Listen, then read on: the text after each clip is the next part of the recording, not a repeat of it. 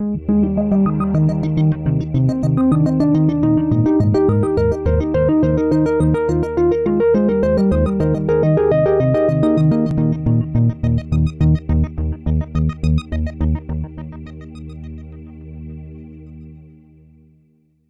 our last session, we came to the end of that scene, and the statement, remember, is made, in those days there was no king in Israel, and everyone did what was right in his own eyes.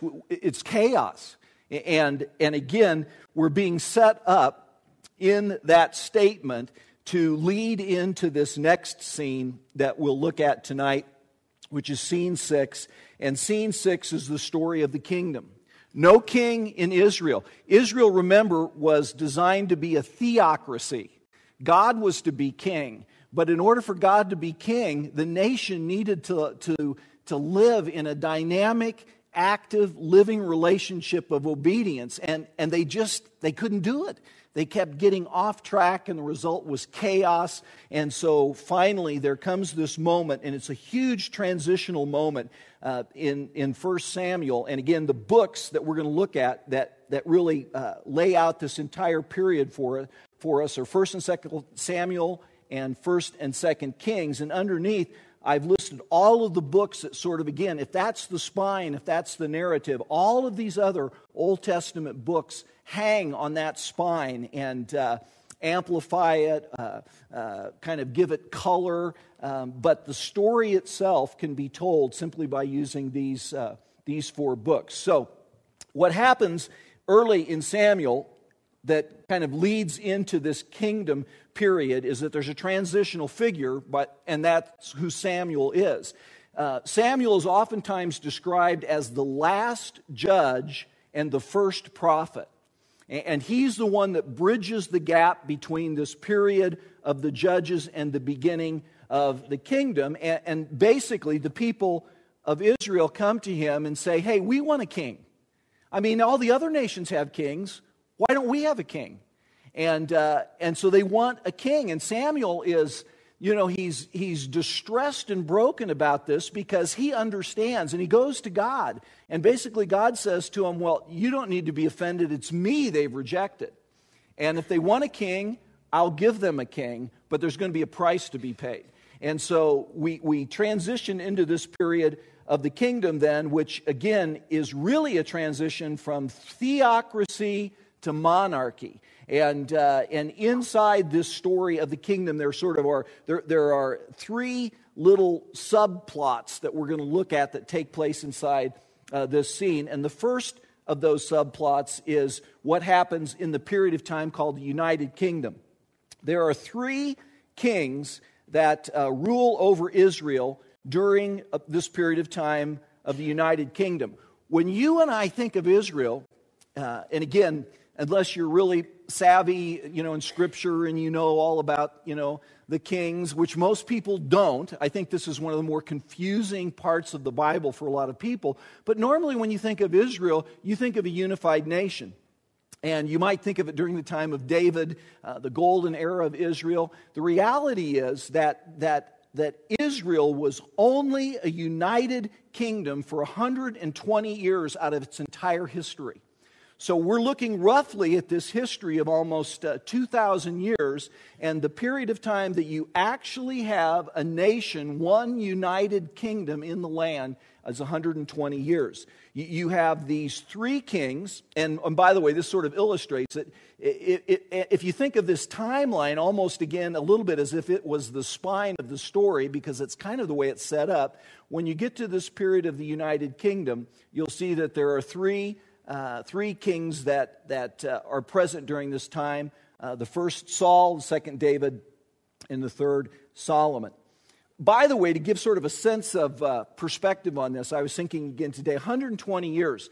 I mean, we've looked at how long 400 years is and what that means in terms of our history. 120 years it's not that long of a period of time. That would have taken us back to 1888. in our calendar, which was 120 years ago. And so I went back in and just tried to find on the internet what was going on in 1888. It wasn't that long ago.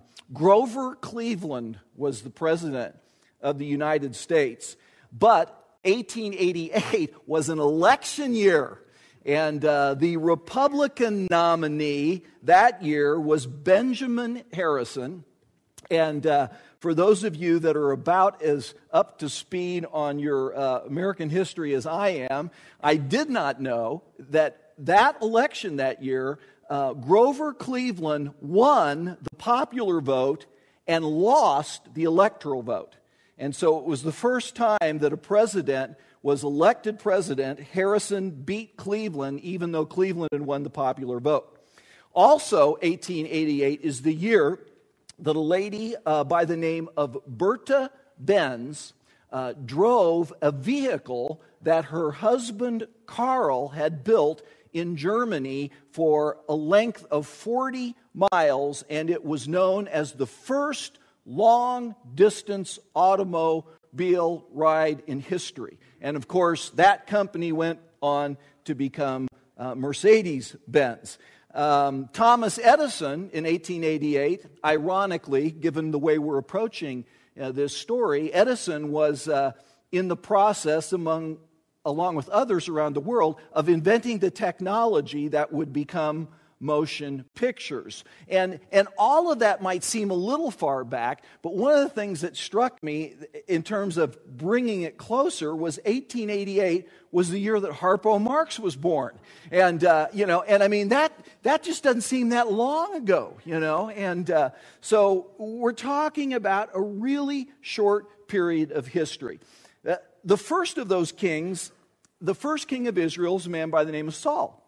And Saul, again, when we think about sort of the ebbs and flows of the story and the ups and downs and times when there's tragedies, times when there's heroes, times when there's villains, Saul is sort of a tragic figure in the Old Testament. He's a guy that gets off to a great start.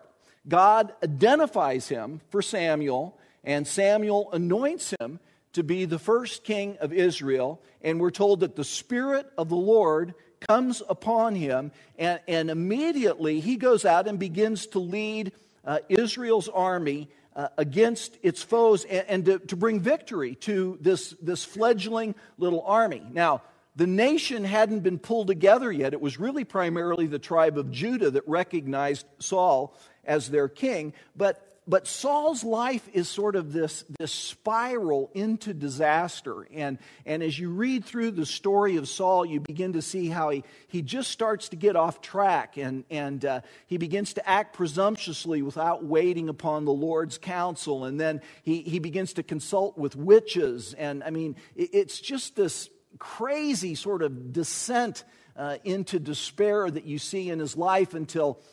And by the way, as he's spiraling downwards, there comes this point where God basically says, I'm taking it away from him, and I'm going to find a man after my own heart. And so at the same time that Saul is spiraling downwards, this young man begins to ascend upwards by the name of David. And you have this very fascinating drama that takes place as Saul's son Jonathan and David best friends, and the more popular that David becomes, the more crazy Saul gets, and he tries to kill David, and again, all of this kind of wild drama until the final scene of Saul's life. And I think it's such a vivid picture of again, this tragic figure in Israel's history. The final scene is that they're at war. The armies of Israel have been defeated. Saul's sons lie dead at his feet, and in one final act of desperation, he falls on his own sword and commits suicide.